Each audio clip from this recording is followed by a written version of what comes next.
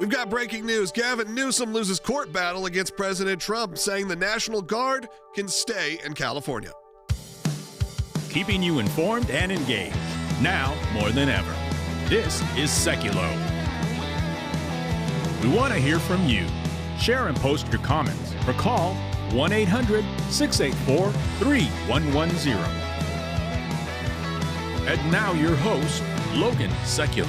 Welcome to Sekulow. We got a great show coming for you this Friday. Will Haynes is joining me in studio, and we have actually some pretty big news. Usually Friday crazy nights, they can be pretty chill. Right. There's not always a lot of breaking news happening. But this comes out of California, which knows how to party. California knows how to party.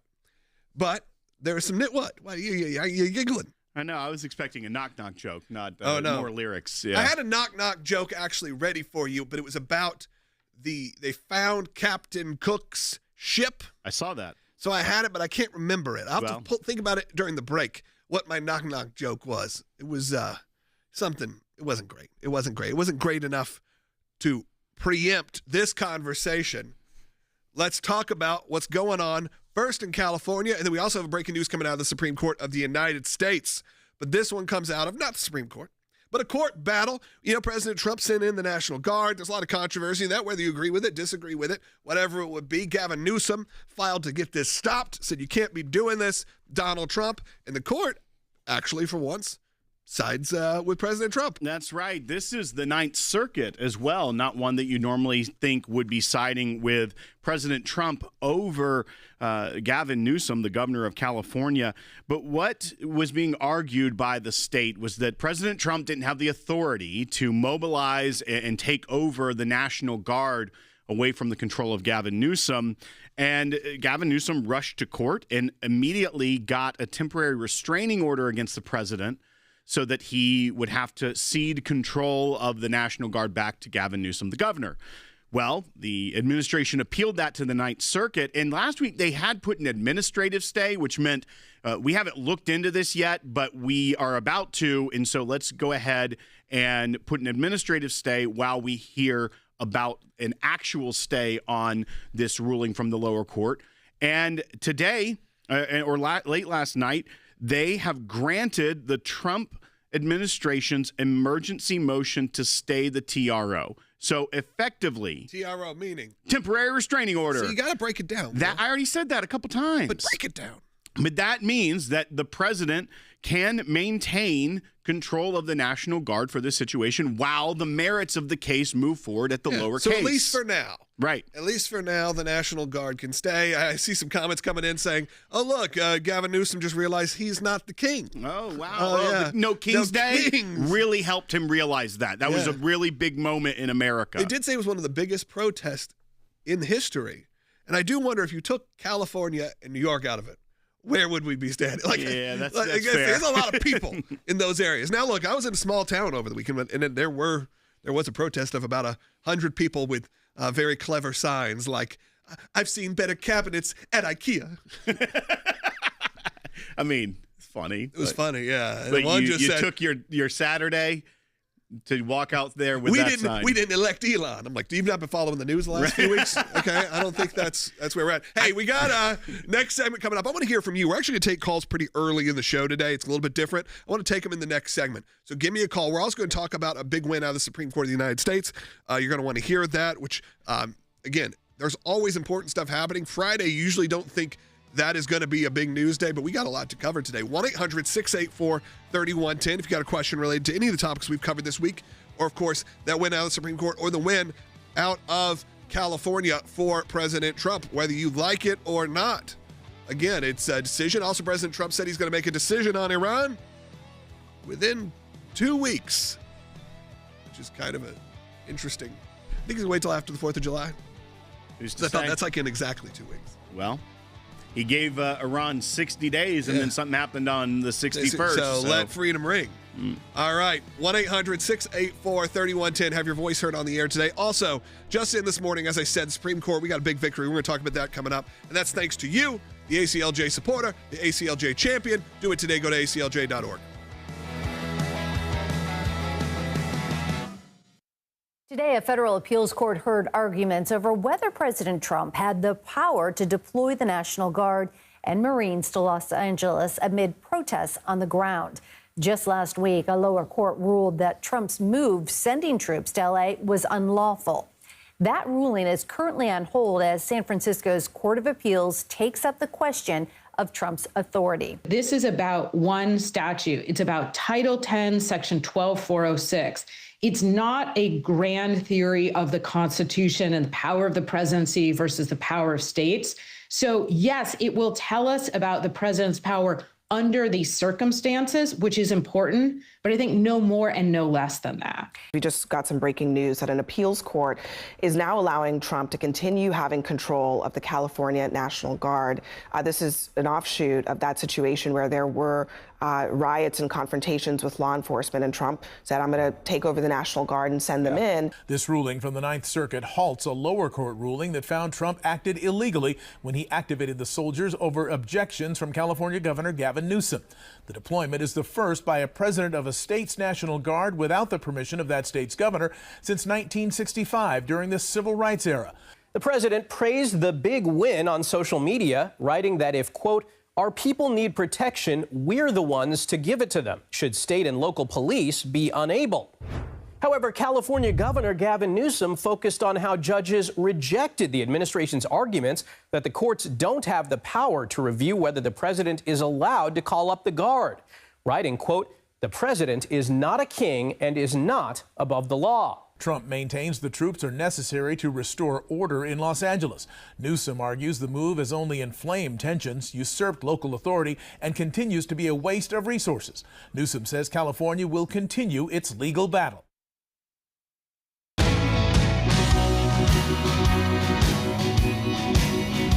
Welcome back to Sekulow. As I said, phone lines are open for you. We're going to take calls in the next 2 segments. We're going to switch things up. So give me a call at 1-800-684-3110. If you're watching on YouTube or Rumble, I'm going to ask you to hit that thumbs up. That really does help us get into a lot more people's algorithms, which then, of course, gets this message out there, because the ACLJ message is worldwide, and it's also not behind a paywall. We always want to make sure that that's important. That's because people like you support us financially, but even just getting into that algorithm is really important. We are just so close, a couple thousand subscribers away on YouTube alone from hitting 500,000 subs. I'd love to see that before the 4th of July. If you could be a part of that journey for us right now, if you've never subscribed, because we know about half the people that watch haven't subscribed, just do it right now.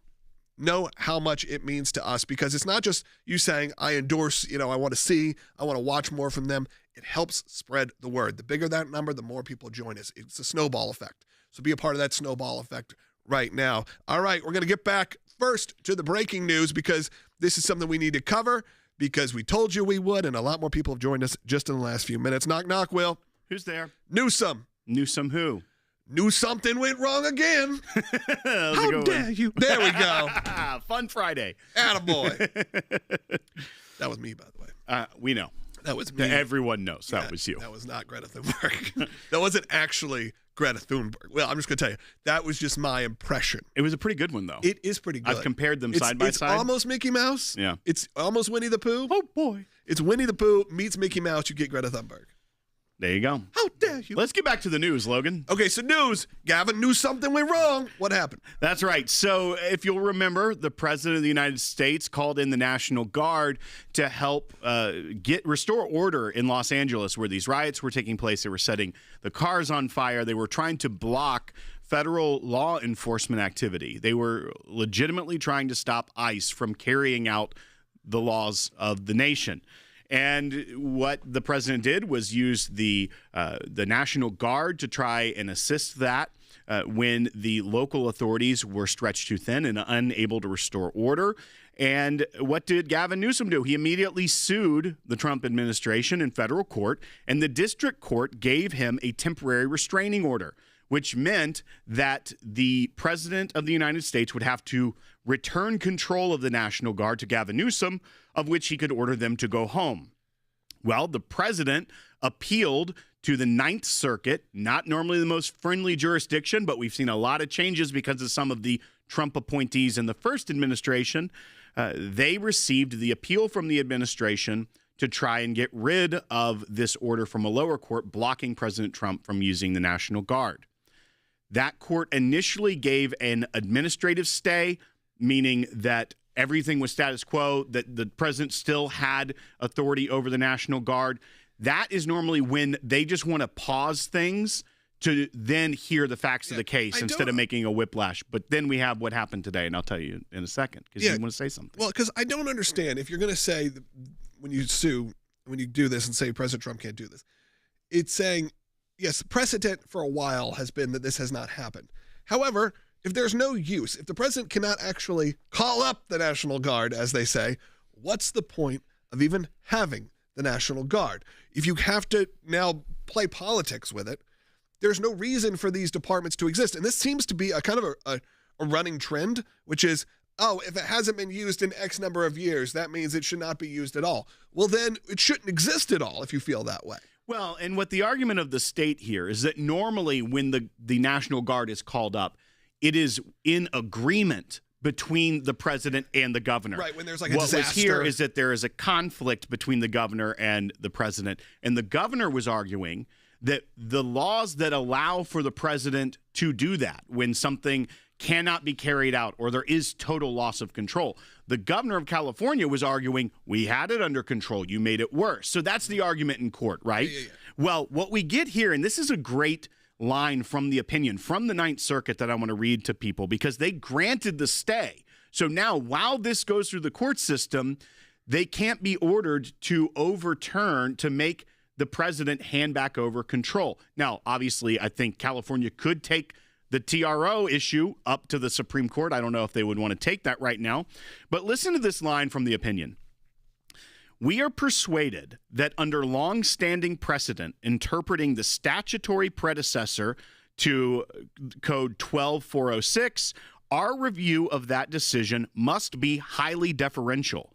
Affording the president that deference, we conclude that it is likely that the president lawfully exercised his statutory authority under 12406 subsection 3, which authorizes federalization of the National Guard when, quote, the president is unable with regular forces to execute the laws of the United States, end quote. That is precisely what the president was arguing, that the entire riots and protests they weren't just speaking out.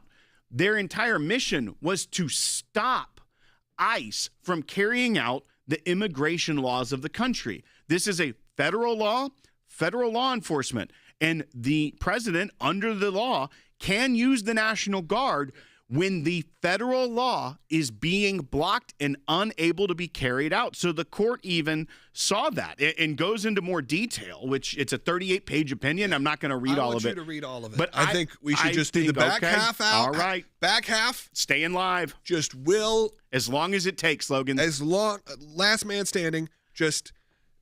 We'll see the numbers grow. I'll be like Cory Booker with his fake filibuster. Right. Just keep reading opinion. Once I get done with that one, I'll find more opinions. I'll just start reading. You're a weekend warrior, if you will. That's what it is. You're just going to go all weekend. You're just going to keep reading and reading and reading. I'll stay live until we hit 500,000 subs on YouTube. So if you want to hear me just reading opinions, don't subscribe. If you want to end this early, go ahead and subscribe to this channel. New show, My Opinions. By Will Haynes. And it's just ones I decide to read. Yeah, it's not your opinions. Right. It's your collection. Your favorite opinions of the week. Yeah. Of the week. Oh, I snorted on air. 1-800-684-3110. 1-800-684-3110. I would like to hear from you. And we are going to move off of this and talk about another topic as well. And I think we could probably go into that a little. Let's go into that a little bit. Sure. Might as well. Because I would like to take some calls. So if you're on the fence right now, this is actually the last chance you're going to be able to call in today and for the week. Because we got back half packed. So 1-800-684-3110. Get on the air right now. There was also a win in a case that we are involved in at the Supreme Court of the United States. This one is maybe one that people don't know is happening, didn't know as much happening. It's not the fax machine one. I don't know if you saw that. That was a big one. Supreme Court ruled, hey, you can't be spam faxing people anymore. I'll be reading that one in My Opinions show that comes on later. You said comments where people going, I don't know what a fax is. I'm 22 years old. Right. So the great scourge of our time, someone said, spam faxes. Look, I had to figure out how to send a fax a couple years ago, maybe 2 years ago, to the IRS. because there were some issues with my taxes. Not my taxes, it sounded bad. But they needed some documentation. They were like, the only way you could do it is to fax it to us. And I'm like, okay, well, that's going to take me some time. All right, I got to figure out even how to do this. Does anyone even have a phone, a landline? There's so many things. Phone lines are lighting up. But let's talk about this win out of the Supreme Court. Again, not the fax machines. That's right. This is Fold versus the Palestine Liberation Organization, also known as the PLO, and the Palestinian Authority were involved with this. So what this case was about was some families that were victims of terror from Palestinians were attempting to sue the Palestinian Authority and the PLO because of their pay-to-slay program, where they actually, if you are martyred or if you kill someone, an Israeli, an American, they end up paying, and you go to prison for it or you're martyred, they end up paying your family. They continue to pay you your salary if you're in prison. They actually give you benefits for doing terror. And this is supposed to be the moderate Palestinians, the Palestinian Authority. Not an afterlife benefit. No, like a real life benefit that people are receiving. And we've talked about this problem for years on the broadcast, but they tried to sue under the Anti-Terrorism Act of 1990, but then they were blocked. So Congress, and actually signed into law by President Trump in 2019, passed the Promoting Security and Justice for Victims of Terrorism Act, where this was giving a pathway to sue. This obviously got challenged in court, and it made all the way up to the Supreme Court, something we had been following and filed in. And the Supreme Court held today, unanimously, 9-0, 9-0, that the individuals can sue these organizations. There is jurisdiction here. The U.S. has jurisdiction. Exactly. So, and we can go into some of the more details in the next segment of what we argued and how it lined up with the opinion of the Supreme Court. That's a great win for the families that are trying to seek justice for their loved ones that were victims of Palestinian terror. All right, phone lines are open for you. We got one line still open, but more will open up. 1-800-684-3110. Again, Will just told you about a Supreme Court victory that happened this morning. Again, it's not one that's necessarily going to be the biggest news. You're not going to hear about it everywhere, but it doesn't matter. The ACLJ is there, really shaping the way America functions. And because of you, we're able to do that. Again, we're not funded by major sponsors. We're not funded even majorly by major donors. We are funded mostly by people that give on a $25, $75, one-time or monthly. Being an ACLJ champion, it means a lot to us. We can't do it without you. And of course, if you're a champion, you get bumped up on the line. Guess what? We got a champion on hold, so they're going to be up first. We'll be right back. I'm going to play you this segment because, we've talked a lot about people that grew up, including us, and sort of the evangelical movement, everything that's happened in the world of really Christians and Christians' relationship with Israel over our entire lifetime. And really since, I'd say, the 80s kind of is when everything started to really become that part of that conversation. Johnny Cash was largely to do with that. You can look up, that's an interesting story. But that being said, this is on CNN last night. And yes, I hate to admit, I was watching a bit of their international coverage. I flipped it on. And the verbiage that were coming out of their commentators in reference to Mike Johnson and Ted Cruz and the reasons why they say, oh, well, this is why these people are supporters of Israel. It has nothing to do with the Jewish people. Speaker of the House, Mike Johnson, he's a rapture prepper. This guy's waiting for the rapture, just like Ted Cruz is. So you have this whole sect of MAGA that they support Israel because they want the Jews to be in Israel so that Jesus can come back for the rapture. And that's a very real thing that's in Congress. And that's not foreign policy. That's magical thinking. How fundamentally wrong do they not even understand at all who they're talking about and really just decide, let's just insult these people to their face, the Speaker of the House? I think we should invite Jennifer on here to have a nice debate about it. We can talk about what our beliefs are for the end times, but that has nothing to do with the protection of Israel. The protection of Israel, by the way, is in the Old Testament. To talk about Jerusalem and protecting the homeland, and it is just so offensive and so ignorant for her to pretend like we're pushing revelations along, like we have anything to do with it. Like we can control that somehow to convince people. Let me tell you one thing. Let's just be clear. If we could push the end times, my mother would have already done it. Okay? That's just a fact.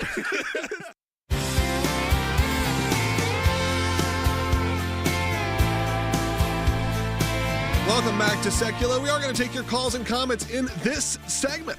It's pretty cool. 1-800-684-3110. We're going to go ahead and jump to one of those calls. Let's go to Cambria, who's calling in Utah, who is an ACLJ champion, so she jumps to the front of the line. Cambria, you're on the air. Thank you for taking my call. Thank you for your support. But you're very welcome. I'm proud to do it. My question has to do kind of with the precedence of the National Guard becoming nationalized and the president taking over the situation. And I'm a logistics-minded person, so I find that amazing that he could do that without the cooperation of the local government and the governor himself. And secondly, I'm curious if you've heard any feedback or from the citizens at all on your broadcast as to what they think about it.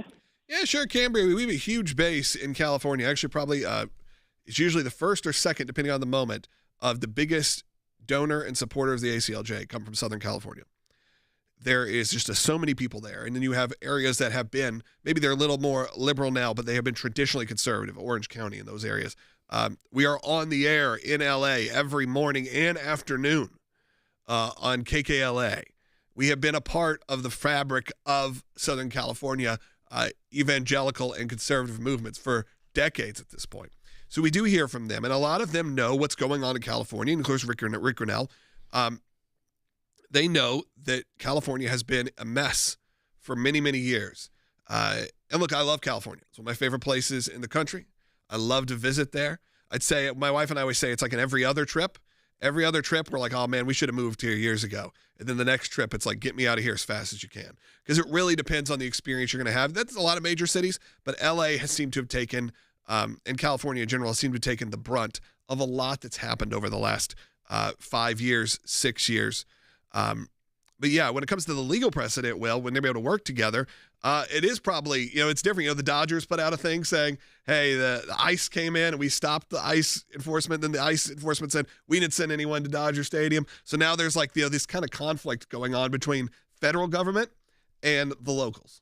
That's right. And to Cambria's question, the president under Title X of the United States is the commander-in-chief. Well, he's the commander-in-chief under the Constitution. But under Title X, it gives ways that the president can actually utilize the National Guard, which is typically under the control of the governor. And there are things like the Posse Comitatus Act, which limit the use of the military for civilian law enforcement. But there are other mechanisms within the law which allow for the president to override that because of extraordinary circumstances. What the president is arguing here, in which is a part of the law, is that the president can use the National Guard when federal law is unable to be carried out through normal methods. And I actually understand a lot of caution that should be a healthy hesitance within conservatives even of using the National Guard and military for law enforcement. I mean, we don't want martial law in mass in the country. But what is different here is that the point of the riots, of the protests, aren't just to speak out. Their intended goal is to stop ICE from being able to enforce federal law. They want ICE out of California. That goes to direct statutory language of when a president could use the National Guard to help supplement the enforcement of federal law. And so that is what we're seeing play out. And that's actually what the Ninth Circuit was giving deference to in that opinion today. I'm actually seeing a lot of people in California right now that are commenting saying, Logan, we are with this. This is what we want. This is what we've been asking for. We're seeing that kind of over and over in the comments right now. We also, a lot of people say, hey, I started listening to your show on KKLA. I'm now migrated over to YouTube because, look, they want to see our pretty faces. It's just the truth. But a lot of people are saying, it's crazy there and they need help. So if their own government won't do it, how many of your friends in California have experienced break-ins in their homes, have experienced their cars being shattered. I mean, it is not, again, it sounds like we are creating some sort of fear-mongering, but it's not. I was in Northern California a couple years ago even, and they were like, hey, make sure you roll down your windows and take everything out of your car, because then they're not going to smash your windows in to steal anything. And those are signs, like permanent printed by the state or by the city signs that are around saying, hey, the only way to avoid car break-ins in our city, we're not going to do anything about it, is to empty your car and to roll the windows down. That is what people have been dealing with in California, and I think there is a lot, specifically our supporters, who have had enough with that. That's right, and specifically the section of code that they cite in the memorandum to the Secretary of Defense, this is from the President of the United States, is Title 10 of U.S. Code, Section 12406. That's actually what was referenced in the opinion as well. And it says whenever, and then you jump down to the third point, the president is unable with regular forces to execute the laws of the United States, the president may call into federal service members and units of the National Guard of any state in such numbers as he considers necessary to repel the invasion, suppress the rebellion, or execute those laws. So the first two are referring to the other 2 points in there. So there is the statutory language of Title 10 that they were citing and using that. So that's the precedent, and that's the law, and that's what they're arguing in court. We're going to shift over in topics, but I want to take this call. Tim is calling in Florida on line 2. Tim, go ahead. Hi.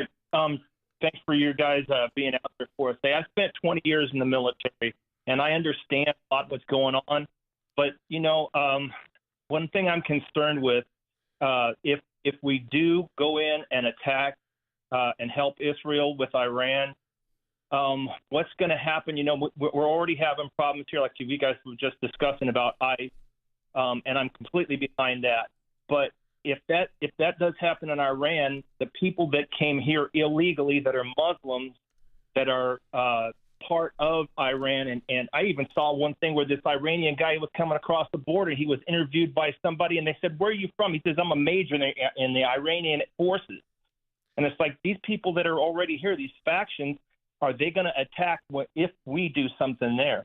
That's something that I kind of fear for our country. Tim, I understand being concerned about those kind of things, but again, it can't really stop the country from moving forward, those kind of fears, because that kind of fear is what will continue to breed that.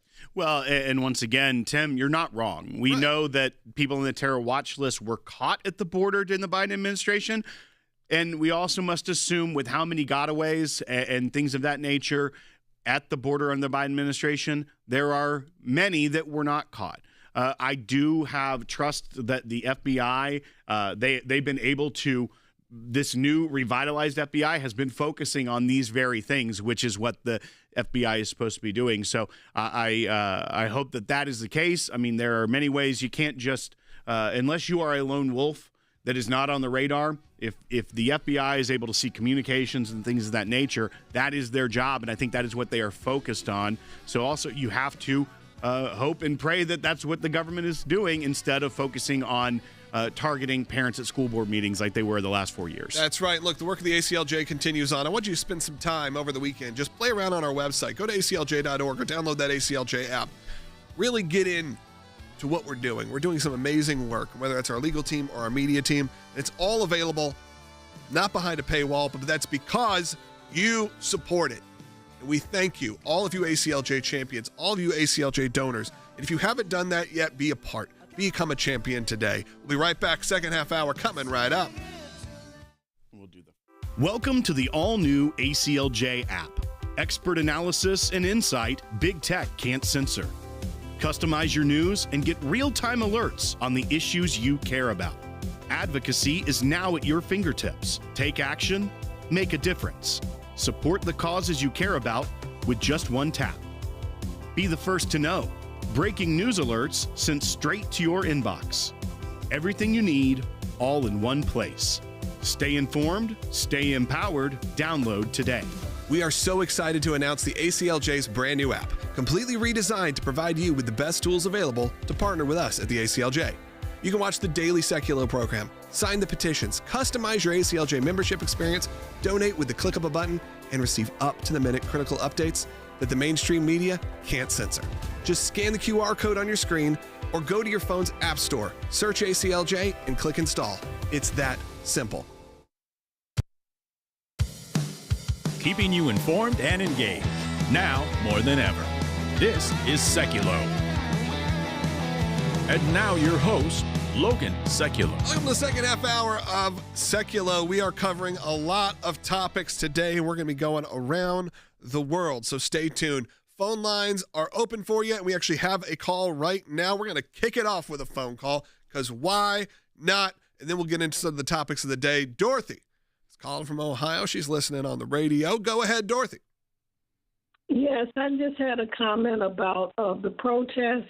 Most of those people, not over 90% of those people, are not citizens of the community.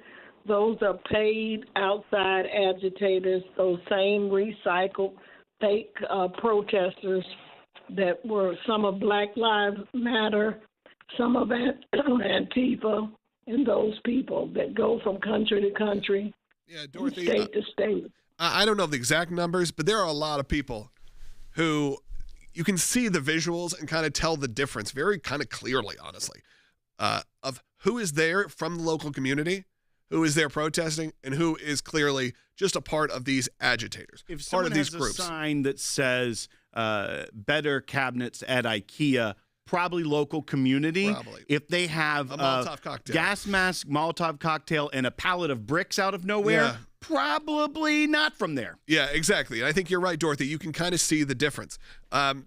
It's sad that this is where we're at, that you actually have this kind of thing happen in the country where there are factions that want to just cause chaos. And like I say, I kind of refer back to an interview I heard with, I know that you hate it, but with Bono, who said when you see one of these crowds and you see an agitator in a crowd, you can feel sort of the evil spirit kind of go through it. And I think that's true. When you have people in these massive, massive crowds, one person can then inspire so many more that were not there to cause violence to then take up some kind of violence, whether it's violent rhetoric or whether that's violence, attacking people, whether that's destruction of property. There's a reason that all of the Waymo self-driving cars were destroyed. It didn't just happen to be that's what got destroyed. There was a plan of action. And we can't be blind to that. But you know what? Oddly enough, and as you'd expect, that's off the news. We're only talking about it today because there was a ruling. Attention has been moved back to the Middle East. And look, it's probably rightfully so. Because, yes, there's chaos here in our country. Let's not kid ourselves. Well, and they did succeed in their mission because they had no King's Day. They built towards it and still don't have a king. So pretty good.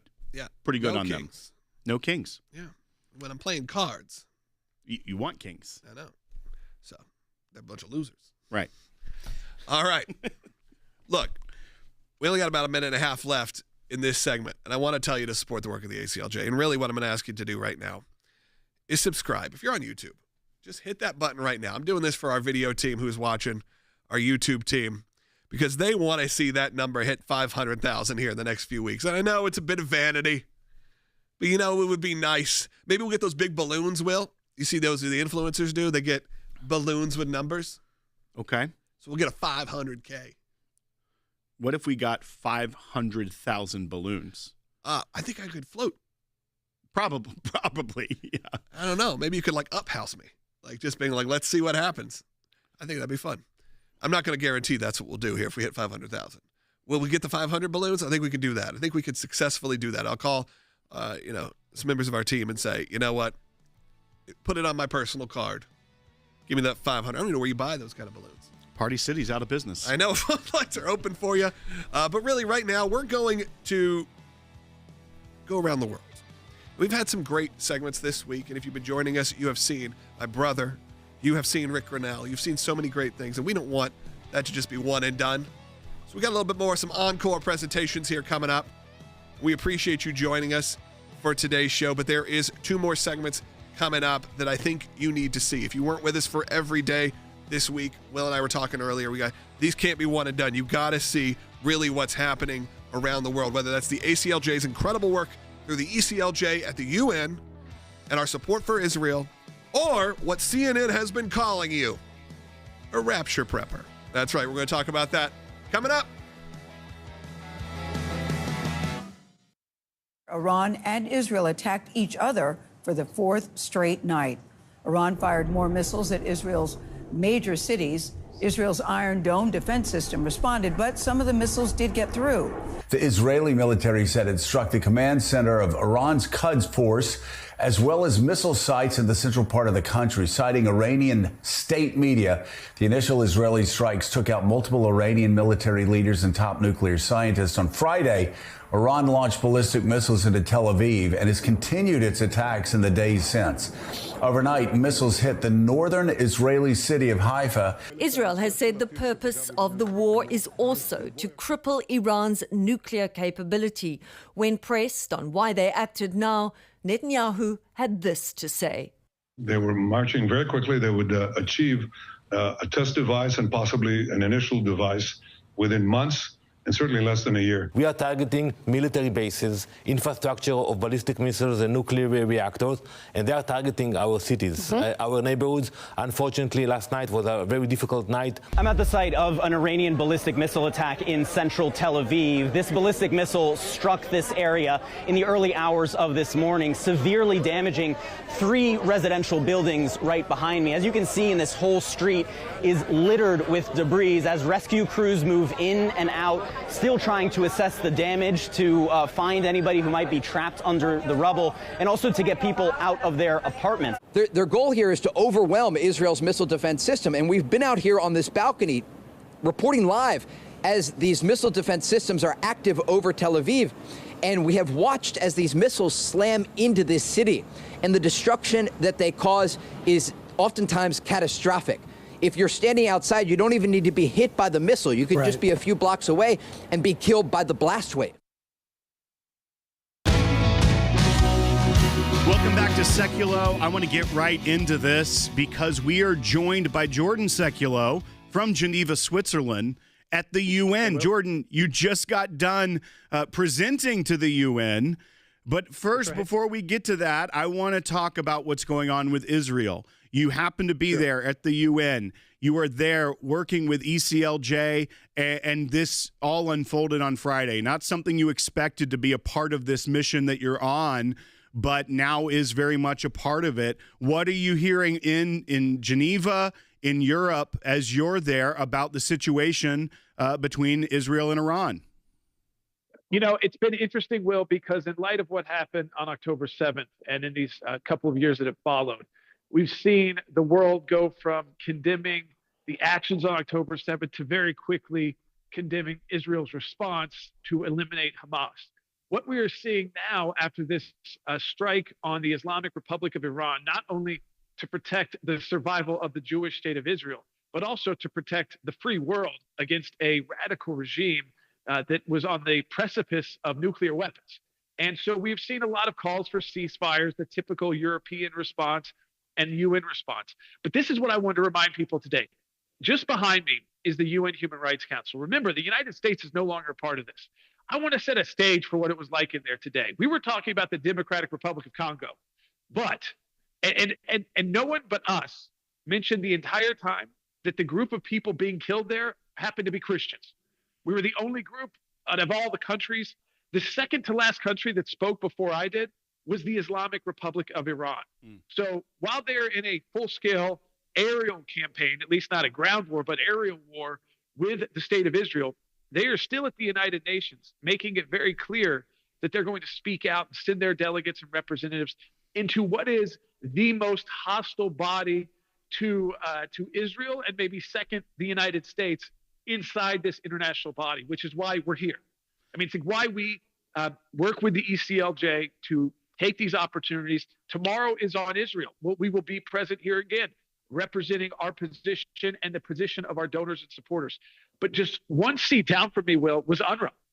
And remember, the United States under the Trump administration has just decided in these last 160 odd days to stop funding these groups. And you realize the power that they have, the influence that they have, and why it's so important that we encourage our representatives. And I want to talk to Republicans directly right now and conservatives, because they're is this growing rift, and Europeans believe that there is this moment, especially the anti-Israel bloc inside Europe, that this is the moment to try and divide the pro-Israel sentiment inside the United States.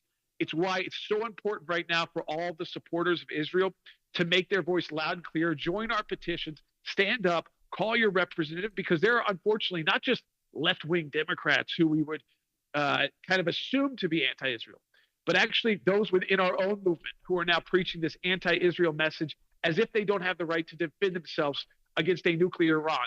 The world failed in preventing Iran from going nuclear. The world failed. The UN failed. The other agencies of the world, the IAEA, they failed. But they didn't stop warning Israel, Will. They kept telling Israel, this is a serious problem. The IAEA reports are very clear. And so Israel has decided to act. Let's make sure we're standing with Israel. And a great example of that is that Iron Dome system. Now, unfortunately, some of those missiles, as you mentioned, those hypersonic missiles, it looks like, were able to get through that system. But for the majority of the attacks, remember, Israel has air superiority dominance over Iran right now. And fortunately, because of a U.S. military system jointly manufactured with Israel and deployed in Israel, most Israelis will be safe when the bombing and the missiles begin again today.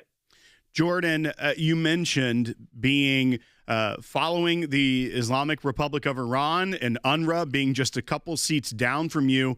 This just shows the importance of the work of the ACLJ. When the U.S.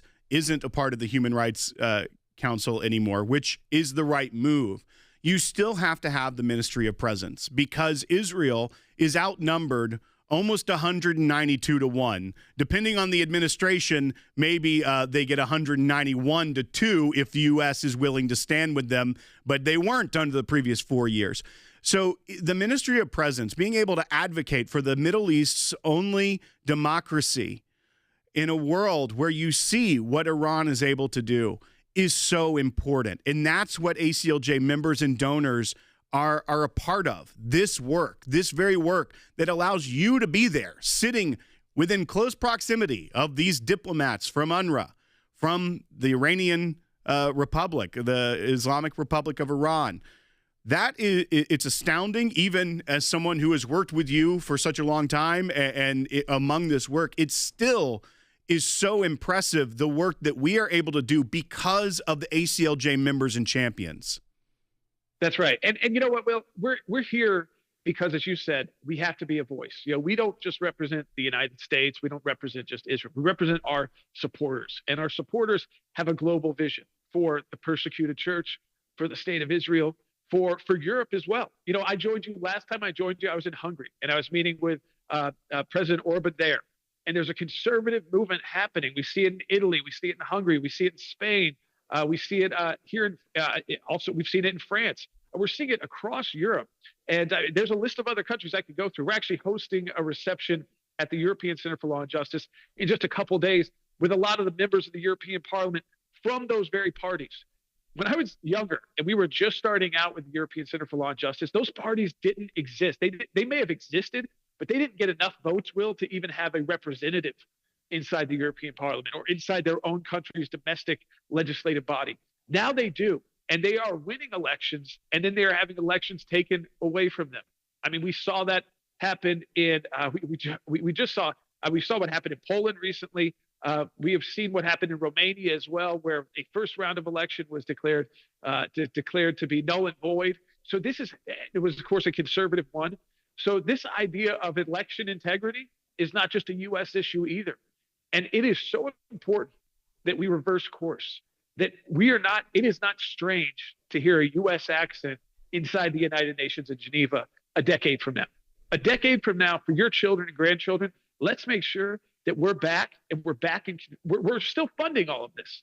So let's make sure we have the influence that we should have. And I think what the groups like ACLJ are doing is our government taking a stand saying, we're no part of this anymore. But it's just like how we go to the ICC and we still defend Israel's position there.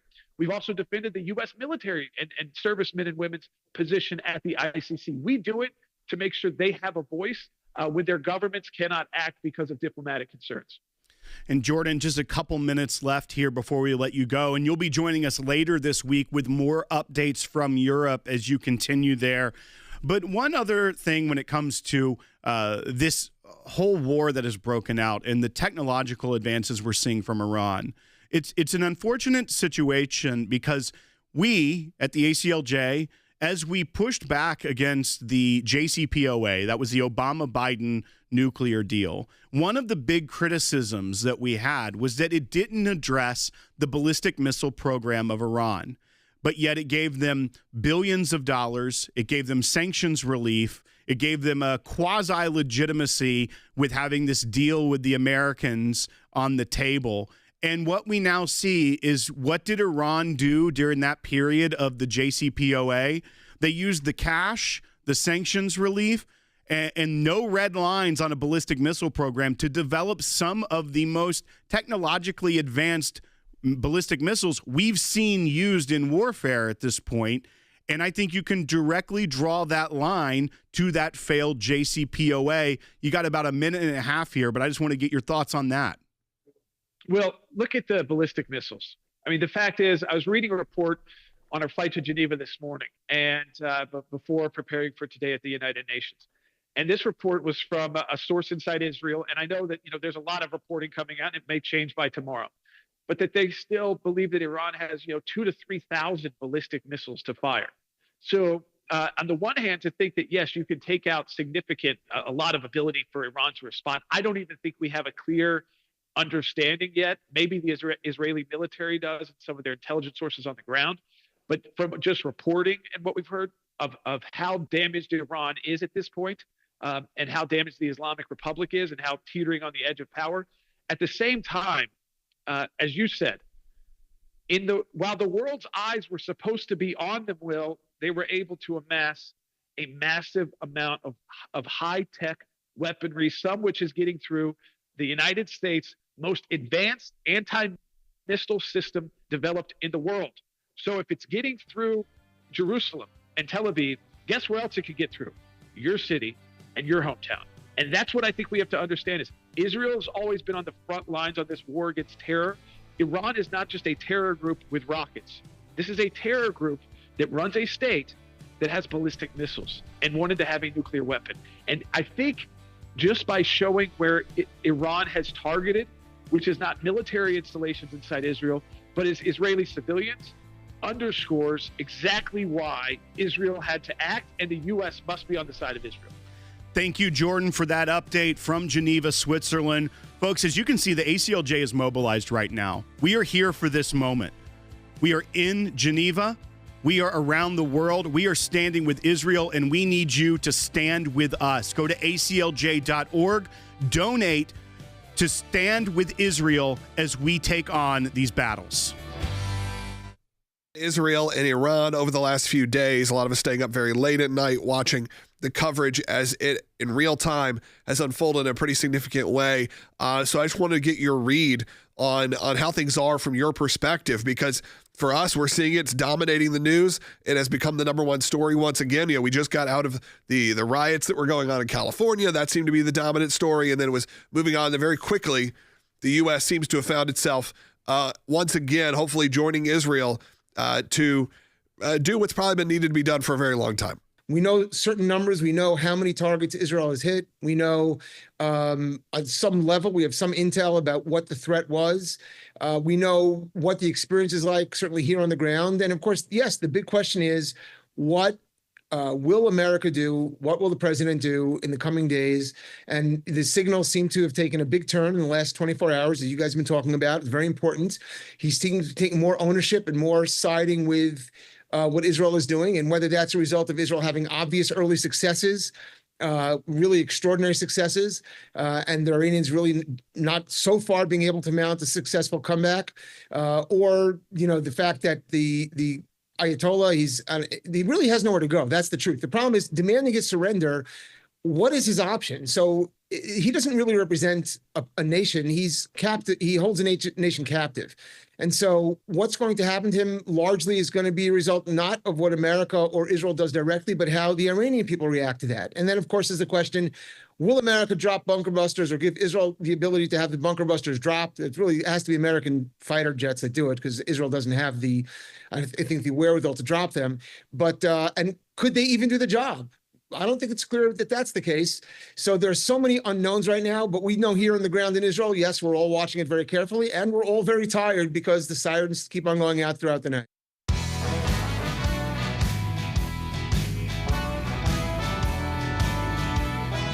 Welcome back to Sekulow, former director of national intelligence and good friend of ours, former ambassador Rick Grinnell's joining us, special envoy Rick Grinnell. Take a listen to this, Rick. By what? Speaker of the House, Mike Johnson, he's a rapture prepper. This guy's waiting for the rapture, just like Ted Cruz is. So you have this whole sect of MAGA that they support Israel because they want the Jews to be in Israel so that Jesus can come back for the rapture. And that's a very real thing that's in Congress.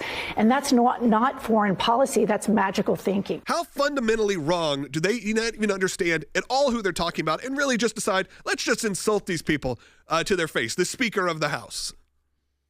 Look, as an evangelical Christian, as somebody who believes in revelations, I think that Jennifer is totally offensive in her comments. I think we should invite Jennifer on here to have a nice debate about it.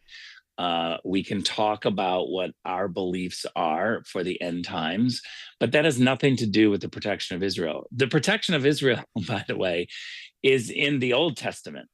To talk about Jerusalem and protecting the homeland, and it is just so offensive and so ignorant for her to pretend like we're pushing revelations along like we have anything to do with it, like we can control that somehow to convince people. Let me tell you one thing, let's just be clear.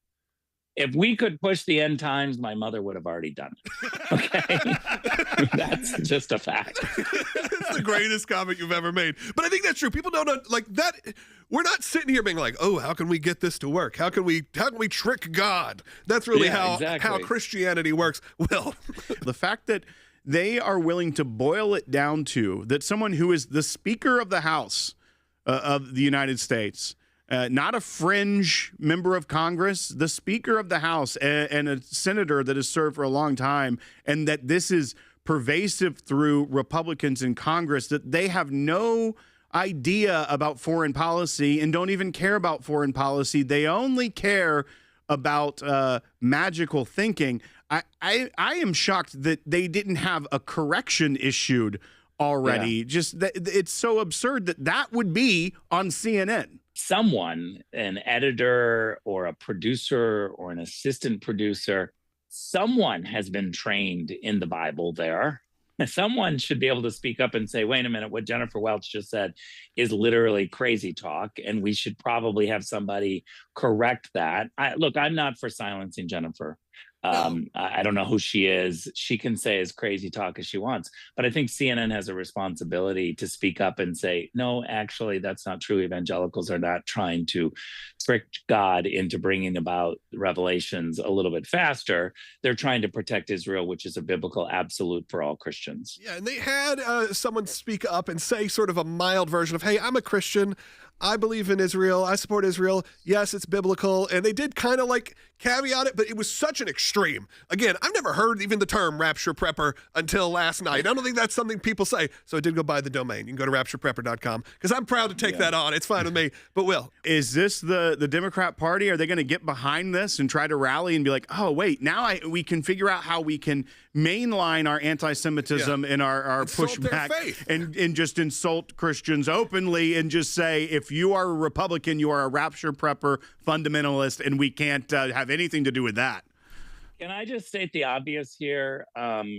I'd like to get in on the T-shirts that we're going to sell that say Rapture Prepper. I can cut you in on that. You know what? They may already be up, because I was furious last night. Someone asked last night, they go, I saw the comments going, Amanda must have been having a heck of a night. And I was like, you know what? She wasn't home last night for a few hours, and that's when I was in there fuming, going, when she gets home, she's going to see this comments. Could settle you down and say, maybe don't add another There's also domain. construction in my house, so it's just like sawing and sawing and sawing all night long. So, there's that, plus CNN yelling about this. I couldn't take it anymore. Now, we only have a few. One more point, Logan. Can I just say yes, this? Please. As a young evangelical, if you're worried about someone not being home and they're talking about the rapture, don't you immediately think, wait a minute, did it happen? Where am I? How did that? Yeah, exactly. She did it right. I was wrong. No, I did want to we'll move to a little bit more serious discussion here, Rick, because this is, we're talking about wartime. I know this is silly. We're having fun here because it is a fundamental misunderstanding of how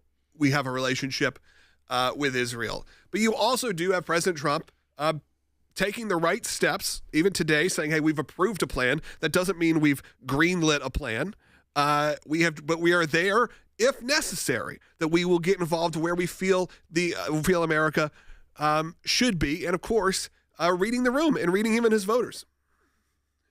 Yeah, look, I think what we have to do is ignore comments like this. We have to live our faith. We have to be involved in politics. We have to be involved in world affairs. We know that we can believe one way and work in politics in another, that it's not an absolute. We have the First Amendment right in our country to believe in any religion that you want. And so the idea somehow that just because we're fighting for the only democracy in the Middle East, right, Israel, and we're trying to make sure that we protect Israel, but also be thoughtful in making sure that we're looking at this from a political standpoint for the United States, what's best for the United States.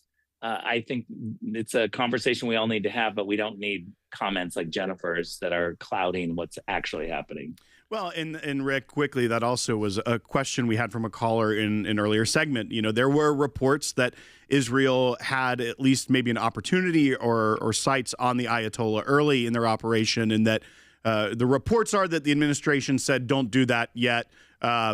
Obviously, you can take the New York Times reporting with a grain of salt, so not quite sure what the reality is there. But we also know that there has to be intelligence assessments. You have to know who comes next after the Ayatollah. If the people aren't ready to overthrow the regime and the son of the Ayatollah takes over. So even those considerations are what the administration is doing right now when they're having National Security Council meetings, when they're consulting with the intelligence community. It is all seeing how this plays out, not just in the next few days, but in the long term, and for not just the people of America and Israel, but the very people of Iran as well. Look, I think we should be clear is that the United States does not have a policy of regime change. I don't believe that we're considering that. I don't believe that's a discussion. I don't believe Donald Trump is going to do that. Israel is. They are having that discussion, and they have every right. They're in that neighborhood. It feels a little bit more pressure for them, I'm sure. But for President Trump, he doesn't do regime change. He wants to solve this peacefully. He's offered the Iranians a way out peacefully. But I think we have to assess through intelligence assessments. Remember, that's the key. It's all an assessment. It's not absolute. And so we have to look at this and figure out what's best for the United States. Rick Grinnell, thank you so much for joining us. As always love your feedback, and give our love to Mama Grinnell, and let her know that we're with her on that. And look, we got a lot of phone lines full right now. We do have two that are open at 1-800-684-3110. Look, you're not going to get this kind of show anywhere else. Okay? Let's just be honest here, folks. You're watching this, you're like, man, these guys, as one person said, are very cool. They're speaking my language. You know what? That's what's important also, to have people who actually understand what they're talking about. Phone lines are open for you at 1-800-684-3110, but I wanted to give you a minute. You've seen where my brother is currently at the ACLJ, working really hard on our European Center for Law and Justice, because that's a lot closer. Look, it's a lot closer in the Middle East and what's going on there. So you got to be always there, always prepped, always ready. That is at, again, the ACLJ, ACLJ Jerusalem, and our ACLJ offices throughout the United States. When we get back, we're going to hear from you. But if you could, in the next minute, become an ACLJ champion, someone that gives on a recurring basis, someone that says, hey, I'll give $5, I'll give $50 a month. Whatever it is, you're a champion.